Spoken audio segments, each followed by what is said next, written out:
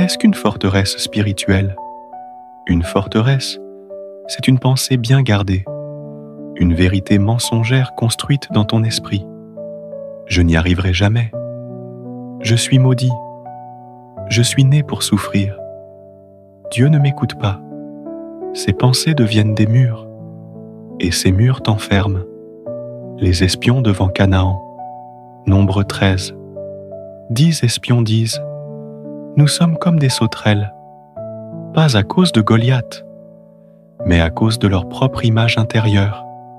Identifier les forteresses dans ta vie. Il y a des forteresses dans ton identité. Je ne vaux rien. Ton passé. Je ne peux pas être pardonné. Ta peur. Je vais échouer. Ton héritage. Ma famille a toujours vécu cela. Une femme dans notre église était convaincue qu'elle ne pouvait jamais être aimée. Elle priait, mais doutait toujours. Un jour, elle a confessé: j'ai grandi avec un père qui m'a toujours dit: tu es inutile. Cette parole était devenue sa prison. Mais quand elle a entendu la vérité de Dieu, elle a pleuré, puis elle a été libérée. La vérité de Dieu brise les mensonges. Vous connaîtrez la vérité, et la vérité vous affranchira. Jean 8, 32. Le Saint-Esprit ne brise pas les murs avec un marteau. Il les brise avec la vérité révélée. Jésus dans le désert. Matthieu 4. À chaque mensonge du diable, il répond: il est écrit. C'est pourquoi il faut que la parole habite en toi, pas seulement dans ta bouche, mais dans tes pensées. Car ce que tu crois façonne ce que tu vis. Refusez la coopération avec l'ennemi. Beaucoup ne sont pas captifs du diable, mais partenaires de ses mensonges. Je suis comme ça, c'est tout. C'est mon destin. Je ne mérite pas mieux. Un homme dans notre assemblée était alcoolique. Il disait: mon père buvait, mon grand-père aussi. Je suis né pour ça. Mais un jour, à la montagne de prière, il a crié à Dieu, et Dieu a brisé la forteresse générationnelle. Il a été délivré. Et aujourd'hui, il sert Dieu avec sa famille. Les armes spirituelles de la délivrance. Les armes que nous utilisons sont puissantes. 2 Corinthiens 10, 4. Quelles sont ces armes? La parole de Dieu. Elle coupe, elle libère. Hébreux 4, 12. La prière fervente. Elle fait trembler les murs. Acte 16. Le jeûne. Il brise les chaînes intérieures. La louange.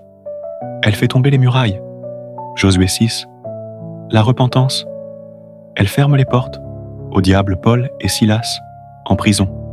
Ils ont prié, loué, et les chaînes sont tombées. Comment renverser une forteresse? Étape 1. Identifie le mensonge. Qu'est-ce que tu crois qui est contraire à la parole? Étape 2. Remplace-le par la vérité. Confesse les promesses de Dieu, chaque jour. Étape 3. Déclare la guerre spirituelle. Ne sois pas passif.